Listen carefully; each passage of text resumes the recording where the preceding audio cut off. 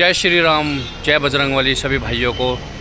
जैसा कि पहले वीडियो में हमने बताया था कि हम नैनीताल से जब निकले थे तो बहुत ही भीड़ भाड़ हो रखी थी बसों की, जिसकी वजह से हमारा नीम करौली बाबा के वहाँ पे भी कैची धाम पे भी आना बहुत मुश्किल हो पा रहा था। बट मैं आपको बताना चाहूँगा कि जब हमने बताया था ना उस वीडियो में कि हमारे साथ एक वाक्यांश हुआ था जिससे कि इतनी खुशी हुई हमें, इतनी खुशी हुई। हम बोला था आपको, सस्पेंस लगा था कि हम सेकंड पार्ट में बताएंगे, तो मैं अपनी खुशी जाहिर नहीं कर सकता कि कितनी खुशी हुई थी।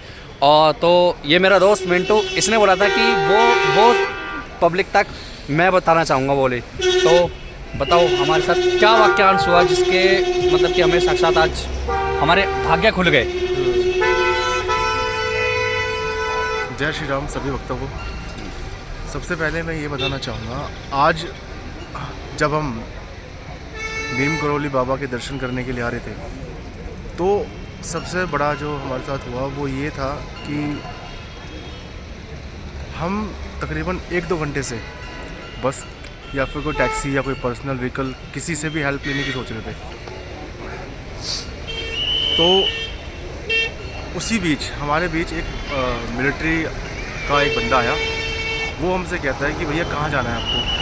तो हमने बताया कि हमें नीम करौली बाबा के दर्शन करने जाना है। तो और उसमें मैं जोड़ना चाहूँगा कि हम सबसे पूछ रहे थे आके कि भाई टैक्सी चलोगे, बाइक चलोगे, मगर वो बंदा था जिसने आके खुद हमसे पूछा था। हम साइड में खड़े थे। तो फिर उसके बाद उसने हमसे बोला कि भैया मैं आपकी हेल्प कर सकता हूँ, मैं किसी को फ़ोन कर लेता हूँ जो पर्सनल टैक्सी दे दे हमें। तो उसने 1-2 लोगों को फ़ोन भी किया पर उसका फ़ोन किसी ने उठाया नहीं। तो इस वजह से वो वहीं पे खड़ा था। हमने कहा थैंक यू भैया, हम अपने आप एक बार देख लेते हैं, आपने हमारी इतनी हेल्प की, बहुत अच्छा। तो उसके बाद हम वापस बस स्टैंड पर चले गए चेक करने के लिए कि कोई हमें बस मिल जाए, कोई टैक्सी मिल जाए।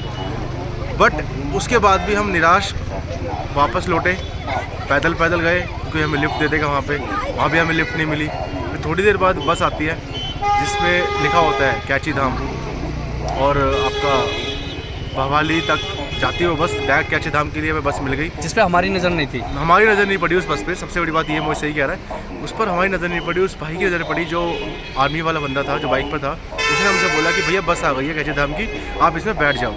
तो मैंने देखा बस, तो फिर मैं बस की तरफ गया, बस में मैं बैठा और उसके बाद वो भाई वहाँ से गायब हो गया। वो गायब हो गए मतलब कि वो बाइक पे, हाँ। वो हमें बाइक खड़ी नहीं दिखी, वो कहाँ तुरंत बाइक लेके चले गए। हाँ। हो सकता है अपने घर चले गए होंगे, बट हमारे लिए तो वो बोलते हैं ना साक्षात बाबा ने हमें राह दिखाई। शायद बजरंगबली ही थे, आए थे।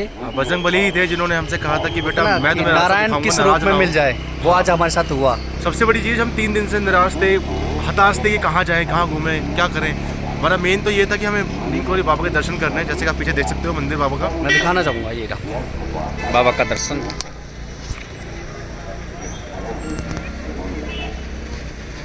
मेन तो हमारा ये था कि हम बाबा का दर्शन करें, और बाबा ने इस तरीके से दर्शन हमें करवाए जो हमें बहुत अच्छा लगा।